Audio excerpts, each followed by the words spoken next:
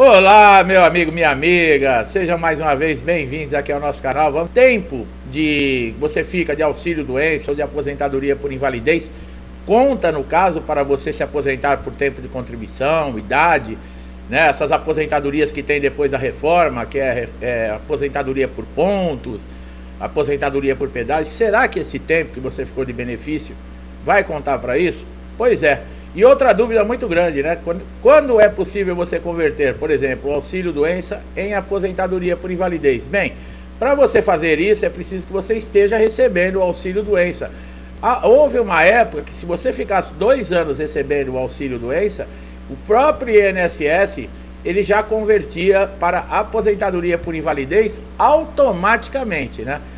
Porque ele reconhecia, depois de 2 anos, você recebendo o auxílio de incapacidade temporária, que não era mais temporária, né? Você está 2 anos recebendo, quer dizer, é algo que você tem que vai ficar permanente. Então ele reconhecia e ele mesmo fazia a conversão. Hoje já não funciona mais assim, tá, pessoal? Hoje é muito difícil para um perito do INSS, você chegar na perícia com um protocolo de auxílio-doença e ele reconhecer a aposentadoria por invalidez, é muito difícil. O que ele vai fazer, mesmo reconhecendo que é uma incapacidade total e permanente, ele vai te jogar lá para a reabilitação profissional. E acontece que tem muita gente aí acontecendo, né, em análise aí na reabilitação profissional há anos. Por quê? Porque o programa está desestruturado, né? Não tem condições de reabilitar ninguém, não tem condições de readaptar ninguém para o mercado. Está muito difícil, né?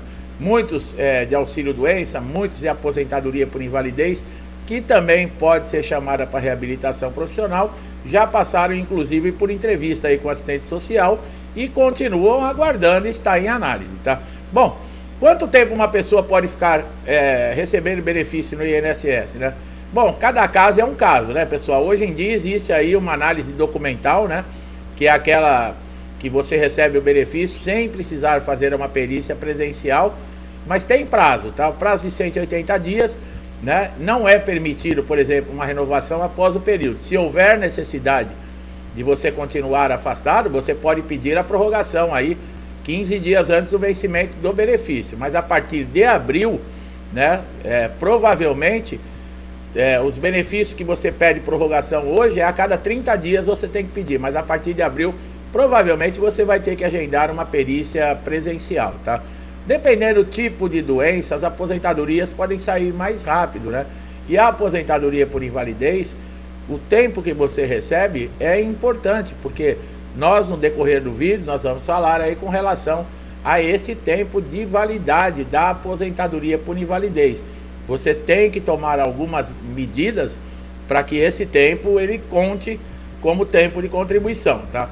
Doenças que podem transformar o auxílio-doença em aposentadoria por invalidez é aquelas doenças que nós já citamos várias vezes, né, reconhecidas pelo INSS, pelo Ministério do Trabalho e Justiça, né? Alienação mental, hanseníase, esclerose múltipla, epilepsia, lúpus, agora foram adicionadas aí a depressão, ansiedade, são diversas doenças, né? Um total de mais de 27 doenças. Nós temos um vídeo que eu cito todas essas doenças, e alguns vídeos atrás, vale a pena você dar uma conferida aí no canal.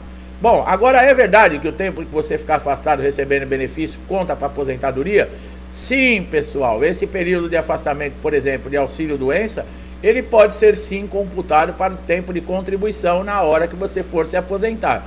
Considerando, né, que o benefício por incapacidade tem para carência, né, e contribuição, está no artigo 55 da Lei 8.213 de 1991, que prevê que poderá ser computado o tempo de serviço do segurado, né, o tempo intercalado em que esteve recebendo auxílio-doença ou aposentadoria por invalidez. Bom, o que quer dizer intercalado?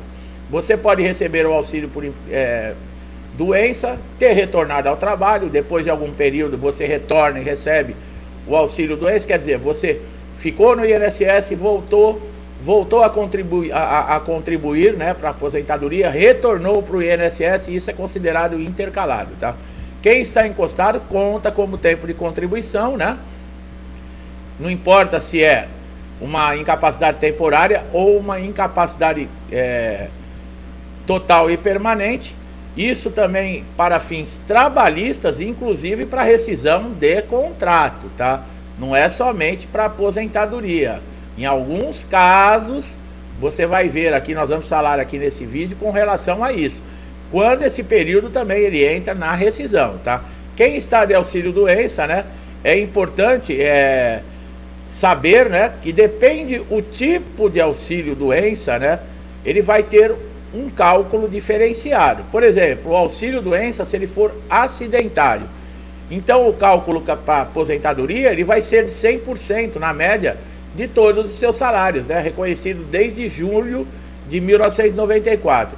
O que é mais vantajoso, o auxílio-doença ou a aposentadoria por invalidez? Para cálculo, né, ambos os benefícios utilizam a mesma afiliação, tá? Isso acontece depois da reforma da Previdência, que praticamente deixou aí o auxílio-doença mais vantajoso no cálculo, né?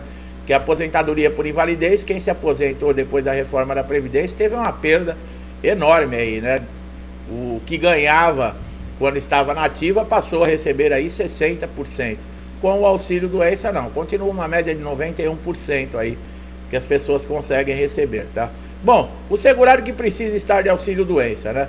Ele pode estar relacionado com o trabalho ou não. Por conta disso, a incapacidade para o trabalho pode ser parcial, temporária e ter chances de recuperação. Para a CLT, o afastamento ele deve constar quando é mais de 15 dias, né? Que esse segurado, mesmo se for 15 dias intercalado, tá, pessoal? Nós já explicamos isso.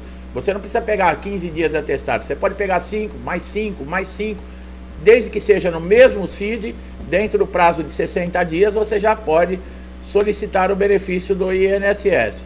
Já os contribuintes individuais, né, que são os autônomos, o auxílio-doença é pago pelo INSS desde o primeiro dia de afastamento, tá?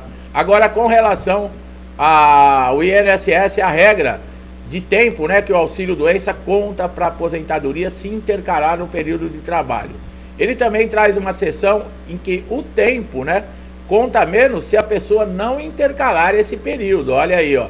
Para ficar mais organizado, eu vou continuar explicando. A regra é o seguinte: o INSS diz: o tempo de recebimento de auxílio-doença previdenciário, que é, no caso, ele está falando aí do B31, né, que é um acidente, uma doença que vai deixar temporariamente afastado, mas ela não tem nenhuma ligação com a sua profissão, né? Ela conta como tempo de serviço para aposentadoria se a pessoa intercalar esses períodos, como eu falei agora há pouco. Agora veja bem, se o auxílio-doença ele for devido aí a condições de trabalho, devido a uma doença que esse segurado ele contraiu devido à exposição que ele tem no trabalho, já muda completamente de figura, tanto no cálculo, que ele vai receber 100%, e esse período ele é 100% computado, no caso aí, como contribuição para você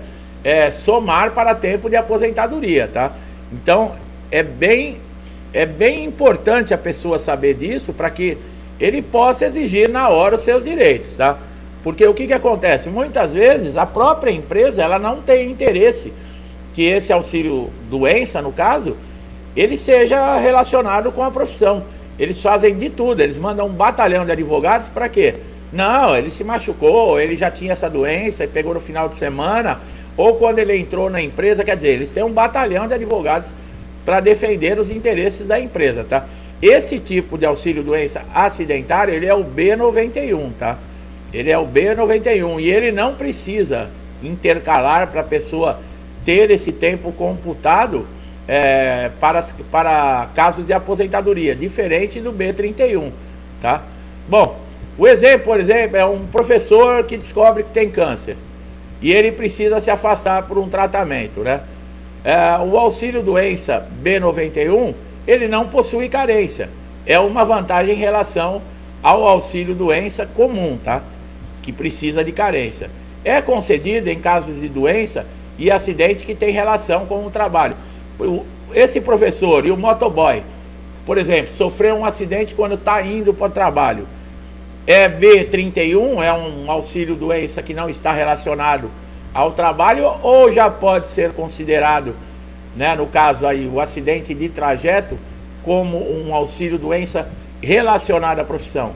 É claro que é o B91, pessoal, né? Esse office boy, a partir do momento, ou você, a partir do momento que você está indo para o ponto de ônibus, acontece um acidente, você está dentro do ônibus se dirigindo para o trabalho ou retornando do trabalho para sua casa, a empresa é responsável.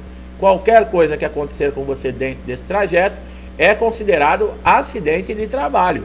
Então muita gente não sabe disso e acaba perdendo aí oportunidades. E é o que eu falei, a empresa ela não quer assumir, não, nós não temos nada a ver, ele estava num caminho diferente, aí você tem que comprovar. É claro que você vai lutar, né?